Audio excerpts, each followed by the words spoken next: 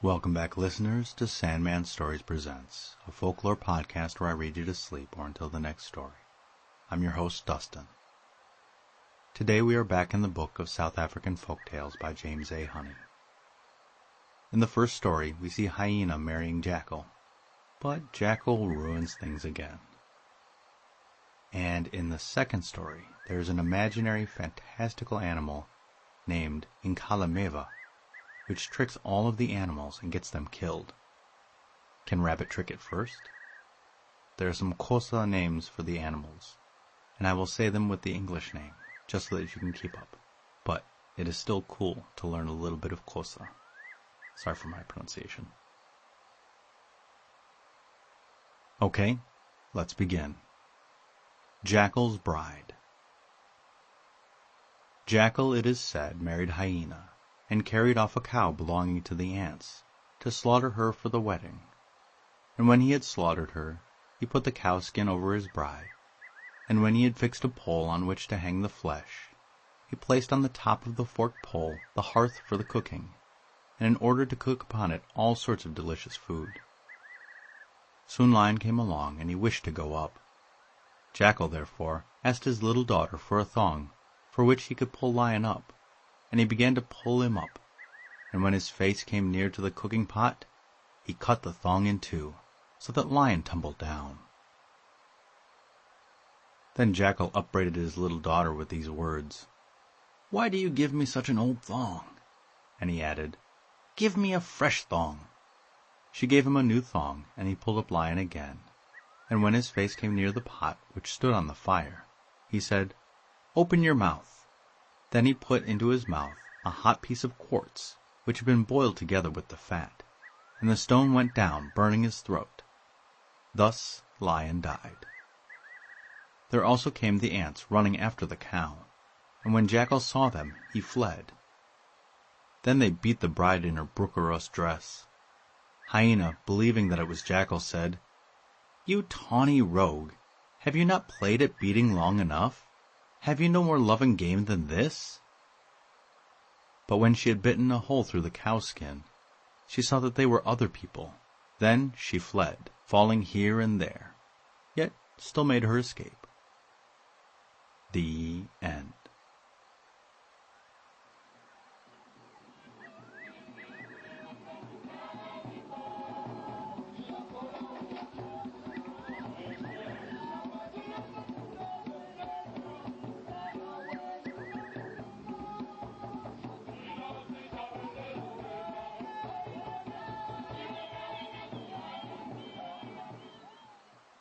Okay, and story number 2, The Story of Hare. Once upon a time, the animals made a kraal and put some fat in it. They agreed that one of their number should remain to be the gatekeeper of the gate. The first one that was appointed was the Hyrax, Imbila. He agreed to take charge, and all the others went to sleep. In a short time the Hyrax fell asleep, when the Inkalimeva, a fabulous animal, went in and ate all the fat. After doing this, he threw a little stone at the Hyrax. The Hyrax started up and cried out, "The fat belonging to all the animals has been eaten by the Inkalimeva." It repeated this cry several times, calling out very loudly. The animals at a distance heard it. They ran to the kraal, and when they saw that the fat was gone, they killed the Hyrax. They put fat in the kraal a second time, and appointed mongoose, Ingaga, to guard the gate. The mongoose consented, and the animals went away as before. After a little time, the Inkalimeva came to the kraal, bringing some honey with it. It invited the keeper of the gate to eat honey, and while the mongoose was enjoying himself, the Inkalimeva went in and stole all the fat. It threw a stone at the mongoose, which caused him to look up. The mongoose cried out, "The fat belonging to the animals has been eaten by the Inkalimeva." As soon as the animals heard the cry, they ran to the kraal and killed the mongoose. They put fat in the kraal for the third time and appointed the duiker, Impunzi, to be the keeper of the gate. The duiker agreed, and the others went away. In a short time the Inkalimeva made its appearance. It proposed to the deer that they should play hide and seek.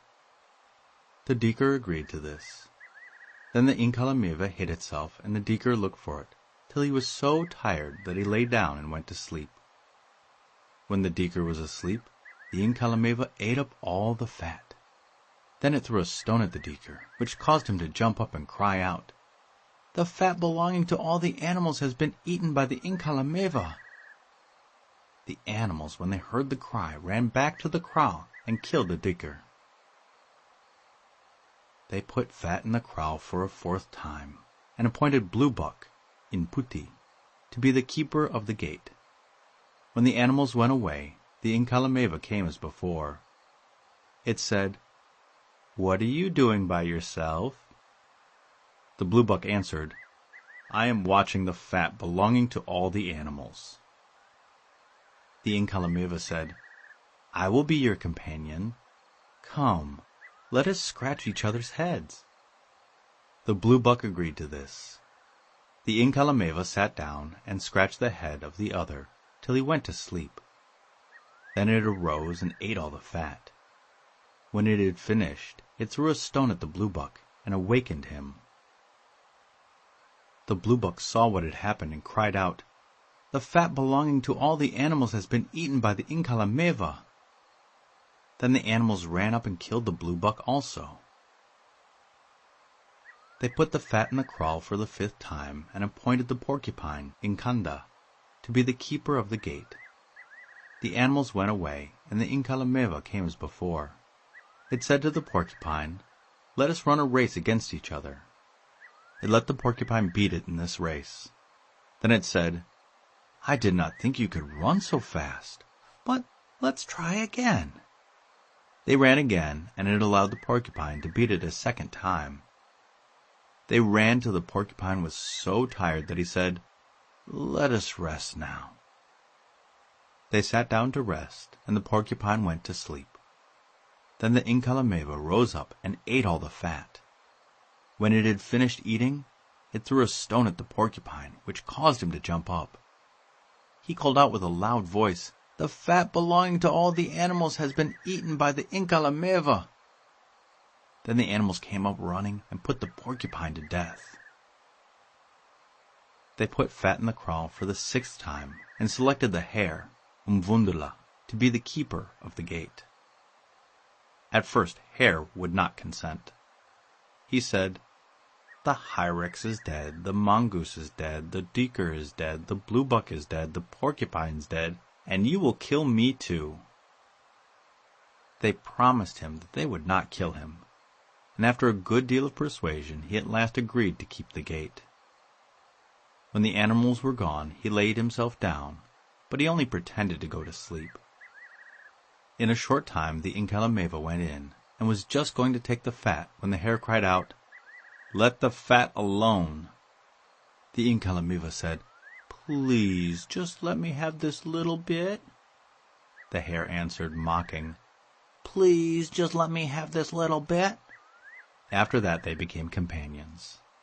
The Hare proposed that they should fasten each other's tails, and the Inkalimeva agreed. The Inkalimeva fastened the tail of the Hare first. The Hare said, "Don't tie my tail so tight." Then the Hare fastened the tail of the Inkalimeva. The Inkalimeva said, "Don't tie my tail so tight." But the Hare made no answer. After tying the tail of the Inkalimeva very fast, the Hare took his club and killed it. The Hare took the tail of the Inkalimeva and ate it, all except a little piece which he hid in the fence. Then he called out, "The fat belonging to all the animals has been eaten by the Inkalimeva." The animals came running back, and when they saw that the Inkalimeva was dead, they rejoiced greatly. They asked the Hare for the tail, which should be kept for the chief. The Hare replied, "The one I killed had no tail." They said, "How can an Inkalimeva be without a tail?" They began to search, and at length they found a piece of the tail in the fence. They told the chief that the Hare had eaten the tail. The chief said, "Bring him to me." All the animals ran after the hare, but he fled, and they could not catch him. The hare ran into a hole, at the mouth of which the animals set a snare, and then went away. The hare remained in the hole for many days, but at length he managed to get out without being caught. He went to a place where he found the bushbuck, Mbabala, building a hut. There was a pot with meat in it on the fire. He said to the bushbuck, "Can I take this little piece of meat?" The bushbuck answered, "You must not do it." But he took the meat and ate it all. Afterwards he whistled in a particular manner, and there fell a hailstorm which killed the bushbuck. Then he took the skin of the bushbuck and made himself a mantle. After this the hare went into the forest to procure some weapons to fight with. When he was cutting a stick, the monkeys threw leaves upon him. He called them to come down and beat him. They came down, but he killed them with all his weapons. The end.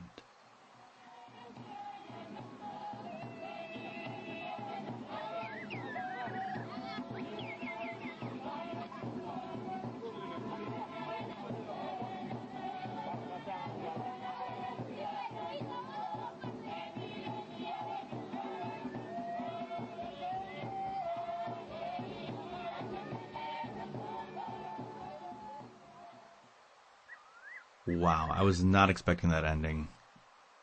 The whole story was about Inkalimeva, and all of a sudden the hare makes a whole arsenal and takes on every animal and becomes kind of Jackal-like. I loved hearing all the names of the animals in Xhosa. I really want to know more about this Inkalimeva. I've got to try and track down someone who knows about it because online there is absolutely nothing. And I love the first story because the thought of Jackal and Hyena together was a bit silly. And then Jackal still being a scoundrel makes me think of the stories my good friend Thashira covered on her Legendary Africa podcast, the episode on Jackal the Jerk. So that's always a fun story. And the podcast shout-out goes out to Weird Rap. This is a podcast that I've listened to for a while now. The Mole is a producer who works with a lot of outsider rappers and makes some cool music. So if you like a bit of strange on your radio, follow this pod and some of the artists on the show like Cool Keith or Death Grips. And if you enjoy it as much as me, go and give them a listen, a rating, a follow, all that good stuff. And if you want to give me a listen, a rating, or anything like that, there's a cool website called Galas, Galas. You can leave a voice message for me, you can leave a note for me, and I can respond to it. I've only gotten a handful of comments, so more comments would be lovely. Or you can find me on Mastodon or a few other places. And my listener shout-out is to Zaporizhzhia, Ukraine. This city is located on the Dnieper River in Ukraine, just south of Kyiv. It has the largest nuclear power station in all of Europe. It is also famous for the island of Khortytsia, which was an important fortress for the Cossacks. Zaporizhzhia was founded as a city during the Russian Empire as a guard against the Crimean Tatars, but has roots going all the way back to the Scythians, a name for several nomadic Iranian groups of people living as far away as the Russian steppes in Kazakhstan. And, of course, I would love to visit when there's peace again. So I say to my listener in Zaporizhzhia, Dziękuję I dobrej nocy. Thank you, and good night.